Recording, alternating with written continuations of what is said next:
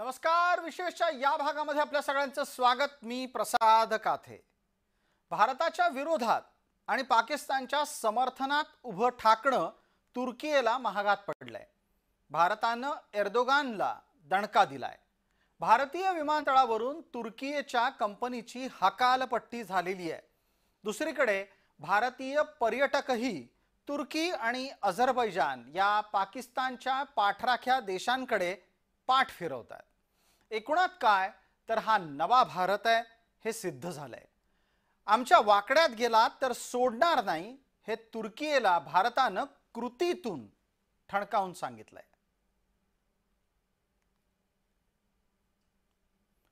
भारत सरकारनं गुरुवारी संध्याकाळी सेलेबी कंपनी सोबतचे संबंध तोडले. तसं करत असताना भारतानं काय म्हटलं ते पाहूयात. भारत सरकारनं असं म्हटलं की नागरी वाहतूक मंत्रालयानं घेतलेल्या निर्णयाच्या नुसार सेलेबी या तुर्कीच्या कंपनीची भारतीय विमानतळांवरची व्यवहार करण्याची आणि सेवा पुरवण्याची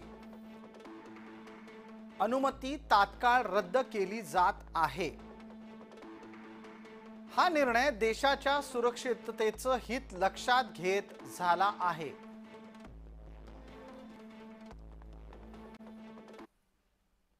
तुर्कीच्या कंपनीच्या बाबतीतला निर्णय हा का गरजेचा होता तेही आपल्याला लक्षात घ्यायला लागेल.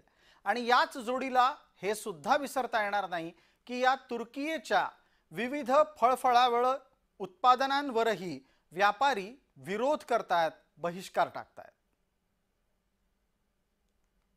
आज भारतातल्या अनेक व्यापारी संघटनांनी तुर्कीवर बहिष्कार टाकण्याची भूमिका घेतली, ती स्वागतार्ह आहे. सफरचंद उत्पादकांनी किंवा त्यांच्या व्यापाऱ्यांनी तुर्कीहून सफरचंद आणणं बंद केलं. कृषी मालावर बंदी टाकणं तुलनेने सोपं आहे, पण दुसरीकडे भारताच्या 9 विमानतळांवर तुर्कीची कंपनी, तिथलं ग्राउंड हँडलिंग असेल, काही ठिकाणी सुरक्षा असेल, या सगळ्या क्षेत्रामध्ये ती काम करते. आणि त्यामुळे भारतातल्या अनेक संवेदनशील ठिकाणांचा, विमानतळाचा, त्याच्यावरच्या प्रवाशांच्या बाबतची माहिती त्यांच्याकडे असणं स्वाभाविक आहे.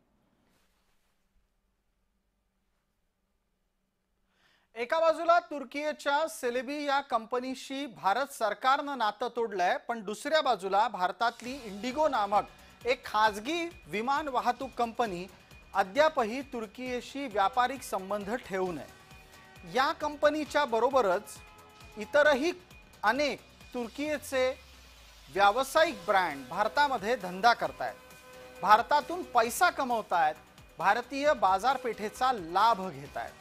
या सगळ्यांनाच वेळप्रसंगी दणका देण्याची योग्य वेळ आलेली आहे असं आता भारतीयांना वाटतंय. दरम्यान नागरी हवाई वाहतूक राज्यमंत्री मुरलीधर मोहोळ यांनी केंद्र सरकारच्या घोषणेमागचं धोरण स्पष्ट केलंय. आज आमच्या मिनिस्ट्रीच्या विकास म्हणजे जो आपण bureau of civil aviation security जे आहे त्याच्या माध्यमातून या देशातल्या सगळ्या विमानतळावरती आता सेलेबी या कंपनीचं काम बंद करण्यात आलं. आणि शेवटी मला असं वाटतं ही जनभावना सुद्धा आहे. शेवटी राष्ट्र प्रथम ही जी भावना आहे आपली, याच्यात आज आपण पाहतो प्रत्येक भारतीयाच्या मनामध्ये ही भावना आहे. आज आमचा व्यापारी असेल, आमच्या राज्य सरकारचे अनेक निर्णय असतील, सगळेच आपण पाहतो की आज तुर्कीला कुठलेही स्थान या देशामध्ये या देशाचा प्रत्येक नागरिक भारतीय हा देणार नाही. आणि म्हणूनच ही एक राष्ट्रीय सुरक्षिततेचा हा एक विषय होता आणि म्हणून हा निर्णय आमच्या मंत्रालयाने भारत सरकारने घेतला. तुर्की या देशानं भारताच्या उपकारांची जाण ठेवली नाही. भारतानं जेव्हा तुर्कीमध्ये भूकंप आला होता तेव्हा न मागता मदत केली होती. मात्र त्याची आठवण न ठेवता तुर्की पाकिस्तानच्या पाठीशी उभा राहिला. एर्दोगान या तुर्कीच्या प्रमुखानं फक्त आणि फक्त इस्लामच्या नावावर पाकिस्तानची पाठराखण केली. नरेंद्र मोदींना तुर्कीचा हा आगाऊपणा अजिबात पसंत पडलेला नाही आणि म्हणूनच भारतानं आता तुर्कीच्या भारताकडून फायदा उकळणाऱ्या सगळ्या निर्णयांची पुन्हा एकदा समीक्षा करायला घेतली आहे. त्यातला पहिला महत्त्वाचा दणका हा सेलेबीच्या सोबत आर्थिक व्यवहार बंद करण्यात झालेला आहे. दुसऱ्या बाजूला भारतातला सर्वसामान्य नागरिक, मग तो व्यापारी असो की ग्राहक, तुर्कीच्या ब्रँड पासून दूर जातोय. भारतात काश्मीरची सफरचंद महत्त्वाच्या बाजारपेठेत महत्त्वाचं फळ म्हणून विक्रीला असतात. त्याला प्रतिस्पर्धा देण्यासाठी तुर्कीची सफरचंद याच बाजारात आली होती. पण आता तुर्कीकडून सफरचंद घ्यायची नाहीत, भारतीय बाजारपेठेत विकायची नाहीत, इतकी ठाम भूमिका व्यापाऱ्यांनी घेतली आहे.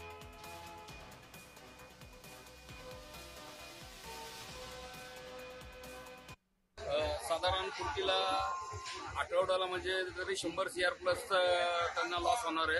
असं एकदा 2-3 महिने जरी धरलं तरी 1000 CR प्लस हा तुर्कीला नुकसान होणार आहे. आणि जे देशाच्या विरोधात आम्ही त्यांच्या विरोधात तुर्की ऍपल आणि तुर्कीचे जेवढे आयटम आहेत त्याच्यावर सगळ्यावरती आम्ही बॅन घालणार. टर्कीने पाकिस्तानला पाठिंबा दिलाय आणि तो देशविरोधी कारवायांना पाकिस्तानला जो आपला सपोर्ट करतोय त्याच्या विरोधात आपण महाराष्ट्रातल्या व्यापाऱ्यांनी म्हणजे हा trend be Indian buy Indian आणि बॅन टर्की हा ट्रेंड निघाला दिल्लीतनं आणि त्याला सपोर्ट म्हणून पुण्यातल्या व्यापाऱ्यांनी सुद्धा हे केलंय की टर्कीचे सफरचंद खरेदी करायचे नाही आणि काय नाही. देश सेवेसाठी आपला खारीचा वाटा म्हणून आम्ही टर्कीचे ॲपल विकायचे नाही असं होलसेलरने ठरवलेलं आहे आणि इम्पोर्ट लोकांनी सुद्धा ठरवलंय की मागवायचं नाही. भारत 140 कोटींचा देश आहे आणि त्याच्या समोर अत्यंत चिरकुट असलेल्या तुर्कीनं भारताची खोडी काढली आहे. एकदा तुलनाच करून घेऊ. तुर्कीचं क्षेत्रफळ आहे 7,83,562 वर्ग किलोमीटर. त्याच्या समोर भारत आहे 32,87,263 वर्ग किलोमीटर. बाजारपेठेची तुलना कराल तर तुर्कीची बाजारपेठ आहे अवघी 9 कोटी. भारताची बाजारपेठ आहे 145 कोटी. तुर्कीचं बजेट आहे 771.4 बिलियन अमेरिकी डॉलर. भारताचं बजेट आहे 2.7 ट्रिलियन अमेरिकी डॉलर. अर्थव्यवस्थेमध्ये तुर्की जगात 19व्या क्रमांकावर आहे, भारत 7व्या क्रमांकावर आहे.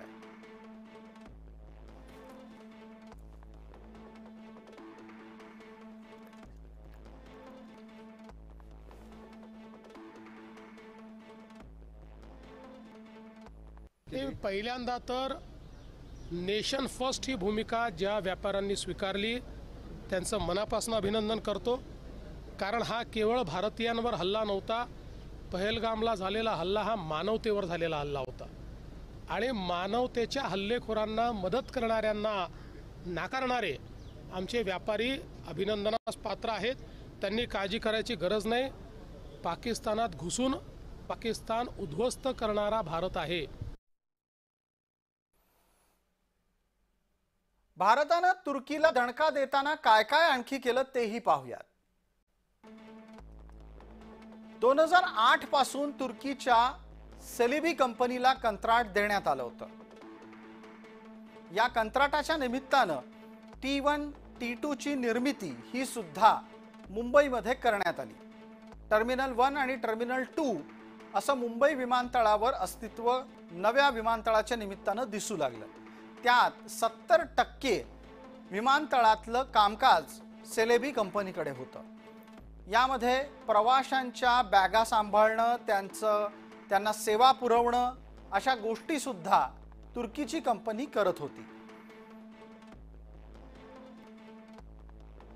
पोस्टल सेवेचं काम सुद्धा सेलेबी कंपनीला देण्यात आलं होतं. तेही आता रद्द करण्यात आलेलं आहे. आता सिरियामध्ये जे सरकार आलंय आणि त्या सरकारला नुकतंच डोनाल्ड ट्रम्प यांच्या प्रशासनाने मान्यता दिली, त्या सरकारलाही तिथे स्थापन करण्यात तुर्कीने महत्त्वाची भूमिका बजावलेली आहे. आणि सिरियातले शरणार्थी युरोपाच्या मार्गावर जाताना त्यांना आपल्याकडे त्या शरणार्थ्यांची व्यवस्था करून एका प्रकारे तुर्की युरोपलाही ब्लॅकमेल करतो. कारण जर युरोपनी त्यांच्या विरुद्ध भूमिका घेतली तर तुर्की हे सगळे शरणार्थी युरोपमध्ये सोडेल आणि त्यामुळे मग तुर्की आपल्याला मनाला येईल तशी भूमिका घेऊ शकतो. ही गोष्ट भारताने तुर्कीविरुद्ध कारवाई करताना लक्षात घेतली पाहिजे. तुर्की हा अनेक देशांसाठी अवघड जागचं दुखणं ठरलेलं आहे. त्याचा इलाज करायचा तर तो जालिम असाच इलाज करावा लागेल. कुठलाही जालिम इलाज हा आर्थिकच असतो आणि याच पार्श्वभूमीवर अमेरिकेनं आता आपलं हित साधण्याच्यासाठी नवा डाव टाकलाय. एका बाजूला तुर्कीला भारत दणका देत असताना अमेरिका मात्र तुर्कीला शस्त्रास्त्र पुरवण्याचा निर्णय घेतेय. याचं कारणही लक्षात घ्या. तुर्कीची सगळी शस्त्रास्त्र पाकिस्ताननं भारतावर डागली आणि भारतानं ती सगळी तोडून मोडून पार त्याचं भंगार करून टाकलं. हीच संधी साधत अमेरिकेनं तुर्कीला सुचवलंय की त्यांचा माल घेऊन बघा, तो उपयोगी पडेल. पण अमेरिकेचा हा डाव भारताच्यासाठी घातक आहे. अमेरिका असा देश आहे की तो कोणालाही शस्त्र विकू शकतो, परंतु जर त्यांनी तुर्कस्तानला जर शस्त्र विकली तर आपल्याकरता धोका आहे, कारण तुर्कस्तान पाकिस्तानला मोठ्या प्रमाणात मदत करतो आहे. म्हणून तसं जर काही होत असेल तर पहिले आपण अमेरिकेचा दबाव टाकायला पाहिजे की अशी शस्त्र तुम्ही देऊ नका.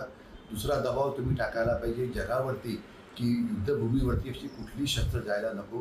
परंतु मला असं वाटतं की शस्त्र द्यायच्या ऐवजी त्यांच्या काही कंपन्या, म्हणजे अमेरिकेतल्या काही कंपन्या या तुर्कस्तानच्या कंपन्यांच्या बरोबर करार करत असतील आणि सगळ्या जगाला शस्त्र विकत असतील, खास तर ड्रोन्स या ड्रोनच्या बाबतीत.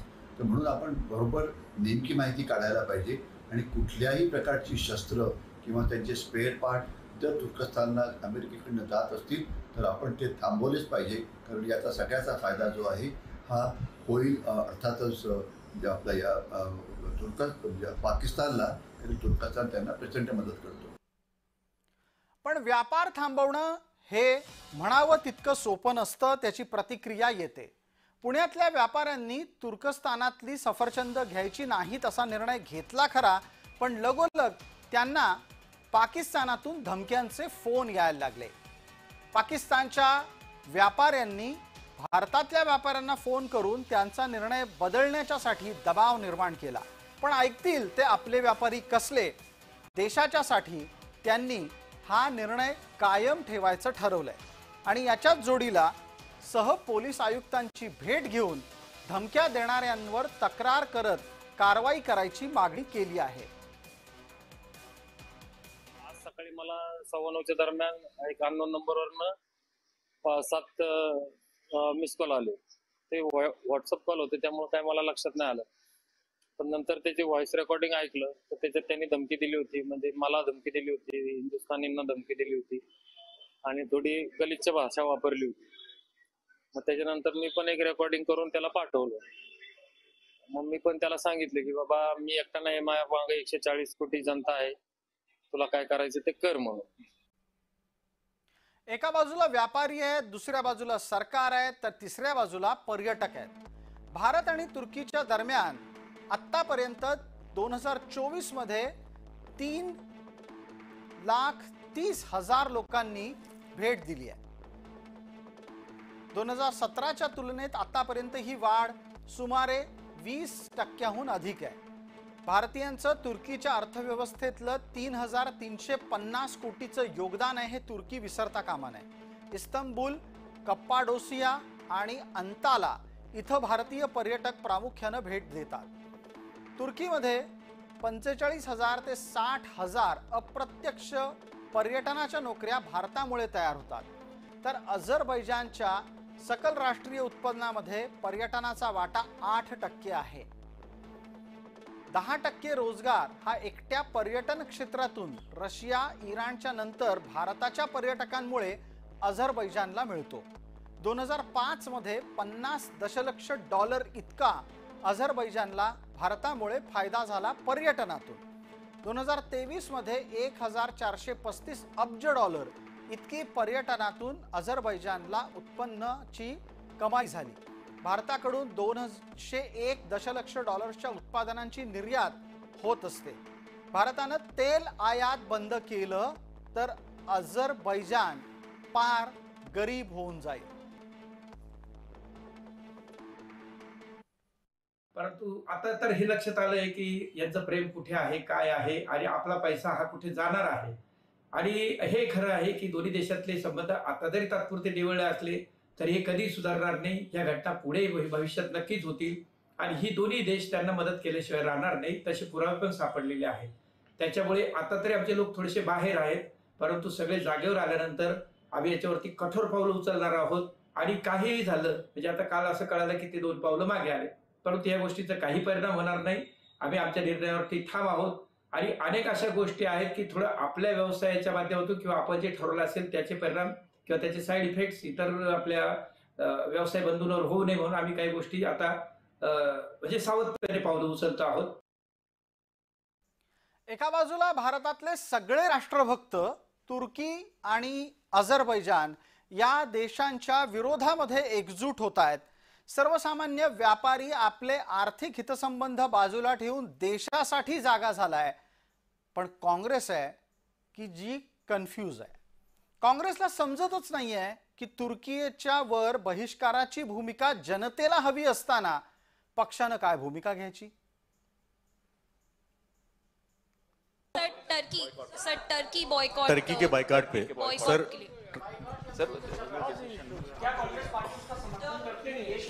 इस पर भी हम शीघ्र आपसे जरूर मुखातिब sir sir sir sir sir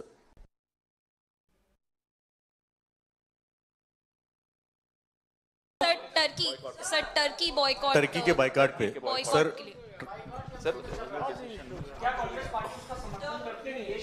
इस पर भी हम शीघ्र आपसे जरूर मुखातिब sir sir sir sir sir हे काँग्रेसवाले असे वागतात आणि नंतर ईव्हीएमची तक्रार करतात. विशेषच्या या भागामध्ये तुर्तास इतकंच. आपण पाहत रहा फक्त जय महाराष्ट्र.